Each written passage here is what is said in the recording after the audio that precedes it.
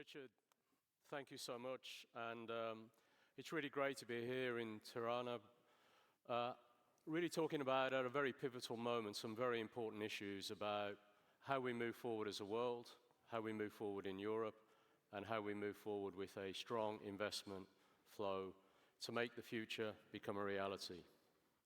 Bringing together influential leaders from Europe, from the Middle East, from Saudi Arabia, and from the rest of the world. Your Excellency, you hold a number of prominent roles, including Governor of the Public Investment Fund, a fund that, if I recall correctly, has grown from 160 billion to now over 900 billion, with an ambition to take that to 2 trillion by 2030. And I think so far, something like 22% CAGR growth. So that's an amazing achievement, and many congratulations on that. Thank you. But also, as chairman of Aramco, a company that is important to the world, but particularly important to Europe. And I note that over recent years, I think since 2022, the imports of Saudi Aramco oil into Europe has grown by around 26%. So again, many congratulations. I will mention a third prominent role you have as an Aston Villa fan. And I will wish you success and great success in two of your roles, but I'll reserve my wishes on the third role, if that's okay. If I can now turn to the first question, and it's a question that's on so many people's minds, and that is, how important is Europe and how important is it as an investment destination? First of all, thank you for your wishes for Newcastle. I thought you were going to miss that I'm also the chairman of Newcastle, but you didn't, so thank you. It's really great to be in Tirana and for the FII priority, and this is not a coincidence. Albania is the fastest growing economy in Europe. They're dynamic, they have a business-friendly environment, and I hope the rest of the EU will follow through the same footsteps that Albania has taken under the leadership of the Prime Minister, Edi Rama. We have been investing in Europe since the revamping of PIF since 2017. Up until 2024, we have invested about $85 billion or deployed $85 billion between investments and procurement. Investments about 18 billion and also procurement of about $67 billion. We are anticipating to continue on investing until the end of 2030, and this amount will grow to $170 billion. This would have an impact to the EU GDP. Currently, the impact that we've done is about 52 billion, and I think by 2030, it's going to be well over 100. It's going to be about $105 billion. Creating jobs. We have created about 254,000 direct and indirect jobs through our investments and procurement from the EU, and we are projecting that this number will go up to $328 billion. We started our operations in Europe through our London office, which was operational, I think, by 2019. And in 2 days, I'm going to be, actually in three days, I'm going to be in Paris for the inauguration of our newest office internationally, which is going to be in Paris. And would welcome all to reach out to us to see how we can do different businesses. We have investments in the UK. We now invested about, we own about 15% of Heathrow Airport, to your point, Newcastle. Also 40% of Selfridges, Raqqa 40, we have some significant minority, and also we have significant minority in Aston Martin. In France, we also have a significant minority in Accor, now changed to Isindi. Also, Riyadh Air has a big order of Airbus, which is, I think, one of the best things that Europe has to offer to the world. We have investments in Italy, and Pirelli, and Pagani, in Germany, and Hapag-Lloyd, and also in the rest of the EU and ESL Gaming, which is something we think is going to grow really big. And Saudi Arabia now is playing a pivotal role in growing the esports. We also have in the e-games Face It. And one of our latest investments in the infrastructure is Tawal, which has many towers in different countries around Europe. On the other hand, the European Union have invested about $5 billion into Saudi Arabia in 2023. These are the inward investments were in automotive and renewable energy, construction, financial services, and also healthcare. That is impressive. And actually, I just heard, and we both just heard a statistic from Tony. If you don't mind me, Tony, asking you, Riyadh Air, you just did your big reveal of the new interior of the planes, and you just shared a statistic which blew my mind on how many hits you've had on the website on that. Do you want to just shout that out? We were all amazed for a cabin reveal in Jeddah. We were all amazed, Noel, for the cabin reveal during the Jeddah Grand Prix 4 weeks ago. Up to now, 490 million hits on social media. 490 million. Incredible. That's a superb statistic and great testimony for building quality airline. It is actually, and people are excited for new things because the offering that we have in Riyadh Air is different. We want to bring back the luxury and style back to airlines. So that's why people from all over the world were really excited to see the reveal. Your Excellency, that's a huge track record of investment.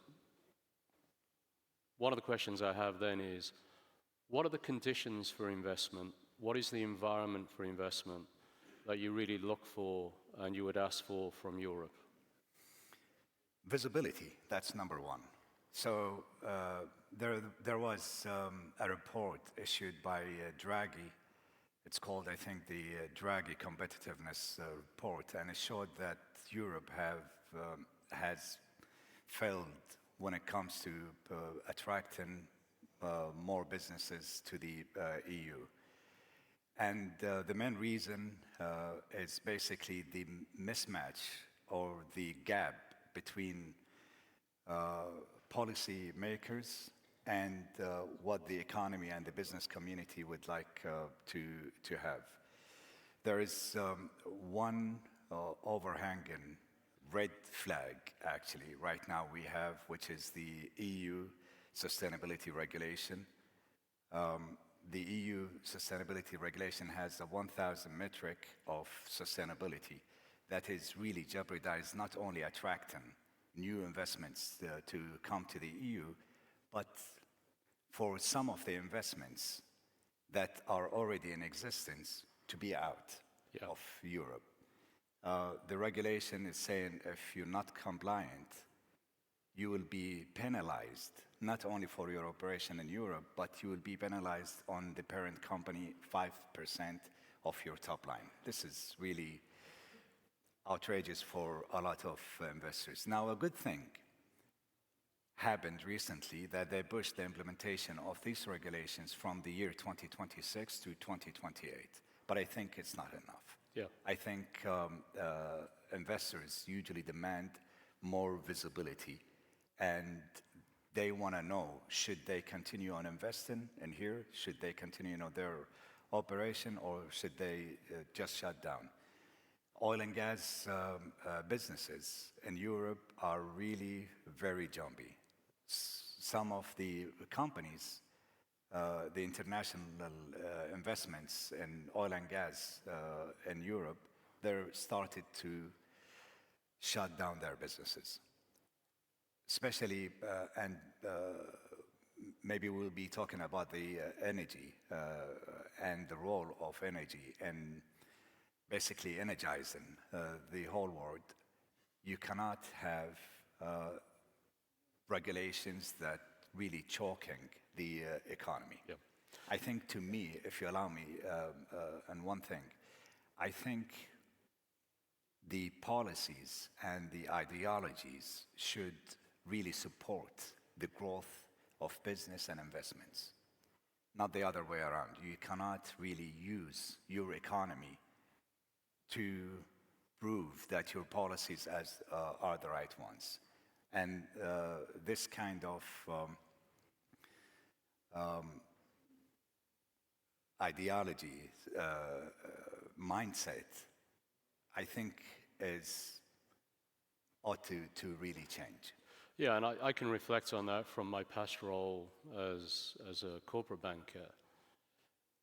Regulations that are listing 1,000 items of compliance imposed retrospectively on an existing project will certainly influence the appetite for future investment, because there's a retrospective cost emerge that you didn't anticipate when you first made the investment decision. So it must be weighing on your minds as to, even if the regulation has been deferred, it's still going to be possible, be there within the cycle of the next long-term investment you may be thinking of. Absolutely. I mean, to Richard's earlier remarks, he mentioned the implementation of rule of law.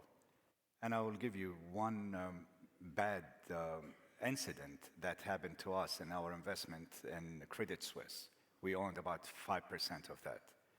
Overnight, the Swiss regulator changed the law. 150 years of rule of law was changed overnight. To us, we're not going to invest in the financial markets in Switzerland, because... As a chairman of a Swiss bank, as of 10 days ago, that concerns me. No, I mean, seriously, if you change something overnight... I agree with you. ...and you wipe out all of your investors... I agree. This is a big red flag. Yeah, retrospective changes of regulation and law and lack of predictability of future regulation is the biggest single inhibitor to private sector, public sector financing. Totally agree. Yeah. So, if I can just move slightly, but it's still involved in that topic, energy security. It's a term that is used so often by many governments, all governments in my view of the world, particularly given some of the changes that emerged post-COVID, during COVID, since COVID. High on the agenda, particularly here in Europe, given the challenges and the war between Russia and Ukraine. Also increasingly in other regions. How do we balance energy security, energy affordability, and sustainability in a strategy and a way forward? How do we achieve that balance? I think it's a trilemma. To your point, the SAS is very important. You need to secure the energy, make it affordable, and at the same time, it should be sustainable. We have done a lot in Saudi Arabia through the Ministry of Energy, through Aramco, and the PIF to have this balance in place. The International Energy Agency, unfortunately, is only looking at the emission side of the energy, and they've forgotten the energy security, is it there or not? And the second thing, is it affordable or not? But they're only focusing on the sustainability. And this is a transition. You cannot do it overnight. And anyone thinks that it's like, you just switch on or off renewable. They're not really realistic. What we've done in Saudi Arabia, we have a plan to have 50% of our energy mix based on renewable energy, solar, wind, green hydrogen, and of course batteries. And the other 50% will have zero liquid, we'll have zero oil, and we'll go with gas. And gas emitting a lot less than the other fossil fuel alternatives. So you have to take into in mind that the global south demand will rise by about 30% by the year 2030. We need to get the oil and gas companies to be more efficient, and I will give Aramco as an example. We are emitting the lowest among all the independent oil and gas companies, all the big ones. We emit per barrel about 10.5 kilograms of carbon dioxide, while the industry standard is in the mid-20s. And we are part of this industry standard. If you take us out of the average will go up to maybe 30 kgs. So that means we emit about 66% less than the IOCs. Also, methane, which is a big thing. Our ratio is 0.04%. The target is 1%. We are 4% of the target. We would like to get the oil and gas company, the independent ones and the other ones, to our standard. We're not, reinventing the wheel. We're just implementing safety standards and sustainable standards, and we can make the world a lot better. We are investing in blue hydrogen and in Aramco, and also in green hydrogen through PIF. And in fact, Aqua Power, which is one of our portfolio companies, just secured 200,000 tons of green hydrogen annually with SEFE, S-E-F-E, a German company. They have the offtake, and I think these kind of things should really continue. And if it continues, we can have the balance that I was talking about between the security of the energy, the affordability, and also the sustainability. I think that's absolutely right. And the key terminology you used there was a transition, an energy transition. Absolutely. It's from to, over time, and it's progress on multiple fronts. And certainly I've been very grateful to the team at Aramco and the engagement they had with us in my old role.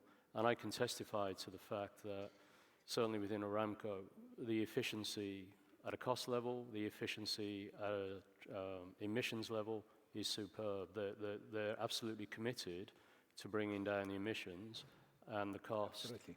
And doing the right thing. And I've also seen the work that PIF have done on building up investments in alternative energy and alternative sources. So that transition is taking place within the kingdom. It is, and actually it started long ago, from maybe before 2020, before the pandemic. And Aqua Power, which is, we have a majority stake in it, we started buying in Aqua Power and inject a lot of capital in it for a simple reason. We have the mandate of 70% at PIF, 70% of the renewable energy is coming through us. So we found the platform, which is Aqua Power, and we started investing in it, and we are co-investing with Aqua Power in the renewable energy, and also Aramco is co-investing with us. So your message to Europe, to the world would be, let's work collaboratively on an energy transition pathway. and let's co-invest on that journey. If I can just sneak one final question in, because I'll run out of time. And what's impressed me most in the dialogue that I've had with people in the kingdom, such as yourself and your team, is the commitment to long-term investment over short-term gains. You're taking a very long-term vision. That's evidence in the massive giga projects that you're doing. Do you see that the conditions for that long-term perspective reciprocated when you come into Europe? Do you see the appetite in Europe to encourage long-term investment over short-term? I mean, to my earlier point, some of the regulations are anti-investments, unfortunately. But hopefully, the leaders of different governments within the EU will push forward to change these regulations and to make it more business-friendly, more investment-friendly, to not only attract investments, but to maintain some of the investments that we already have in Europe. I think the potential in Europe is really great, but we shouldn't only think about selling our goods and services to the rest of the world, but we should think about getting co-investments from the rest of the world to Europe. Selling goods is really good, but it's not enough. You need to reinvest, and you need to have the rest of the world coming in to the continent and to co-invest with you, or to have some fresh investments coming in. So my message in here is we have to pave the way for investors and businesses to come in here in Europe and to invest and to maintain their current investments. Your Excellency, thank you so much for the time. If I can just pull out a couple of key messages from my point of view. Commitment to long-term investment. Conditions need to be right to facilitate that investment. Those conditions need to be conditions that encourage, that avoid retrospective changes post-investment, and allow predictability of investment, give conditions for predictability. Yeah, absolutely. If I may add one last point. The volatility in regulations and the less visibility of laws and regulations would only push the investors away. I mean, the last administration in the United States was not very clear. I mean, they had the export control. You cannot procure many things from them. They had the CFIUS regulations, which is restrict certain investments within the United States. Now, with the new administration, most of these things shifted back to the normal path, which is more investment and business friendly. I would love to see the same thing everywhere else in the world. That's a great way to finish, and I just want to congratulate you on a tremendous visit of President Trump to the kingdom this week. You must have been extremely busy. Thank you so much for your time this morning. Thank you very much. Thank you. That was great. Thank you so much. Thank you.